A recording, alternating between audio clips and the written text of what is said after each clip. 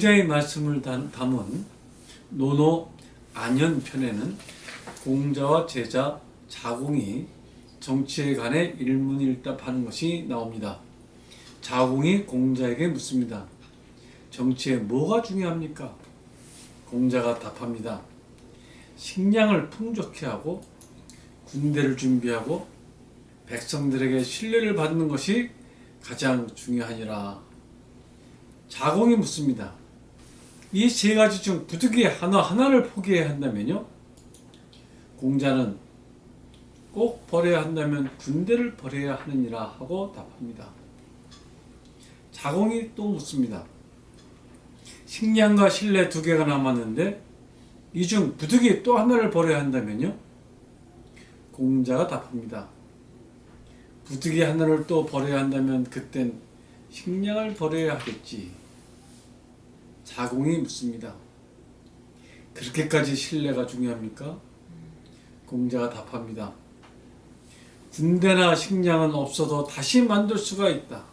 그러나 신뢰를 한번 잃으면 나라 자체가 서지를 못한다네. 신뢰는 정치의 모든 것이라 할 수 있지.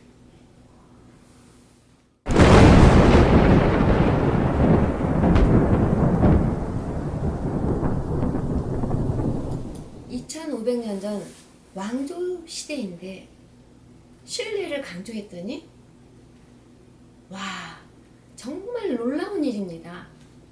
그만큼 나라엔 통치자와 백성 사이에 신뢰가 가장 중요하다는 해안이 있었던 것이겠지요. 신뢰가 무너지면 백성들이 떠난다는 얘기입니다. 밤마다 다른 나라로 떠나는 백성들을 잡으러 다닐 수도 없고 이래서 나라가 무너진다는 얘기였을 것입니다. 현대 국가에서는 이러한 신뢰의 기본은 헌법을 지키는 것으로 대체되었습니다. 어느 세력을 막론하고 기본 틀을 깨지 않는다는 약속이 국가가 유지되는 것이었지요. 헌법을 지키고 삼권 분립을 지키고 선거에 부정이 끼지 못하게 지키고 정당 민주주의를 지키고 시민단체가 제 위치를 지키고 이런 것이 기본 약속 체계입니다.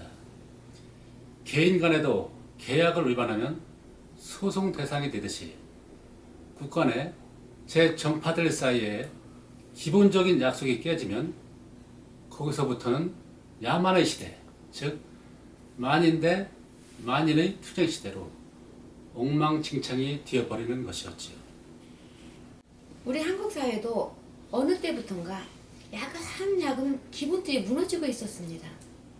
제일 첫째는 야당 대통령 후보감이 어느 순간에 지도 새도 모르게 죽어나가는 것이었습니다.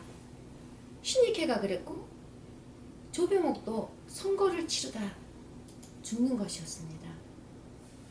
박정희 정권에 들어와서는 야당 대통령 후보까지 지낸 김대중을 동경에서 납치하여 현했던 바다에 빠뜨려 죽이려 하다가 일본과 미국 정보급이 개입하는 바람에 무산되는 일도 발생했던 것이지요. 한마디로 있을 수 없는 야만의 정치가 우리 땅에도 있었습니다. 야당 총재에게 누가 정치 자금을 주는지 야당 국회의원을 붙잡아 중앙정보부 지하 감방에 가두고 고문까지 행한 일들을 한국 정치의 무자비함을 보여주는 적폐 중 최고의 적폐에 따를 것입니다. 반칙도 이런 반칙이 없는 것이었지요. 지금은 누가 뭐래도 그래도 많이 발전한 것이라 할 수 있는 상태입니다. 한국 정치가 낙후될 대로 낙후됐지만 그래도 전혀 발전이 없었던 것은 아니라는 뜻입니다. 요새 만에 하나 국정원에서 사람을 불법으로 가두고 고문했다고 한번 가정해 보세요. 과연 정권이 유지가 되겠습니까? 그만큼은 발전했다는 얘기이지요. 시민 없는 시민단체들이 바로하기 시작한 것은 관변, 어용 단체들이 판치던 시대에 대한 반작용이다 할 수 있을 것 같아요.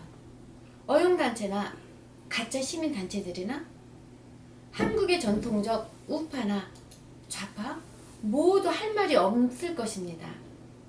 현재 좌파 시민단체에 대한 말들이 많은데 그렇다면 옛날대로 우파 시민단체들 시대로 가야 하느냐? 하는 문제가 생기는 것이지요. 둘 다 엉망진창이기는 50보 100보라 할 것입니다. 이번에 성추문으로 자살한 박원서 씨가 한때 정권의 하수처럼 굴면서 국회의원, 낙천, 낙선 운동을 주도한 적이 있었지요.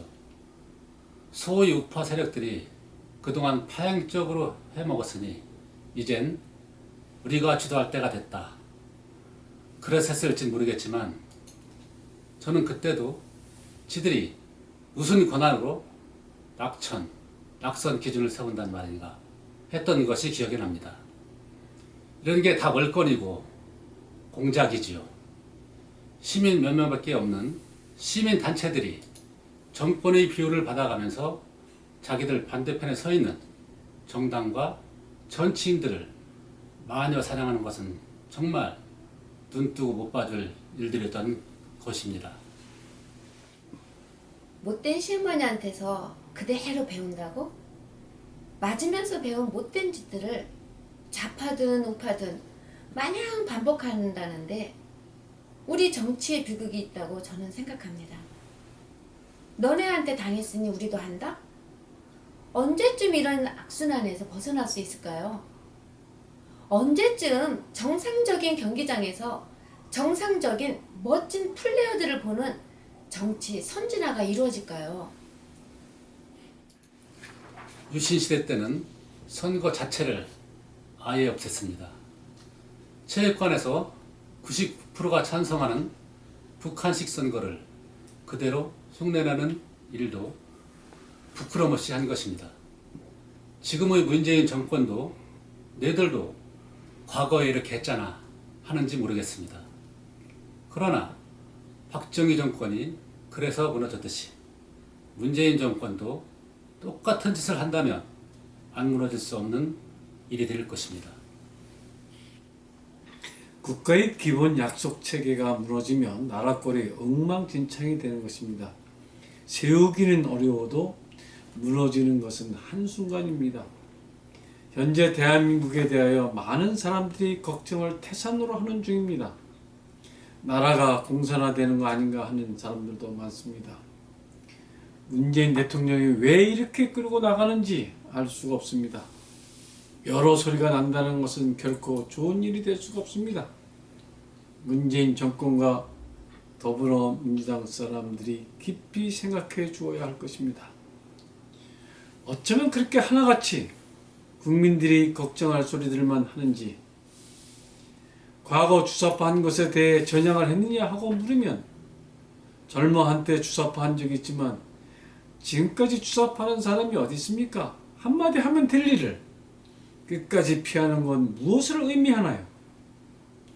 헌법에도 없는 공수처를 끝까지 고집하고 윤석열 검찰총장 쫓아내려고 모든 의원들이 다 동원되고 북한의 온갖 수모 겪으면서도 일편단심 민달래로 대북 퍼주기로만 일관하려 하고 선거 앞에 두고 일부라도 자중 좀 해야 되는데 거꾸로 아예 대놓고 현금 살포하고 헌법재판소도 마비이고 대법원도 마비이고 여론조사인지 여론조작인지가 불투명하고 부정선거 의혹에 대해 국민들에게 한마디도 안 하고들 있고 역대 정부 가운데 이렇게 무너지고 이렇게 문란한 정부가 과거에 있었던가요?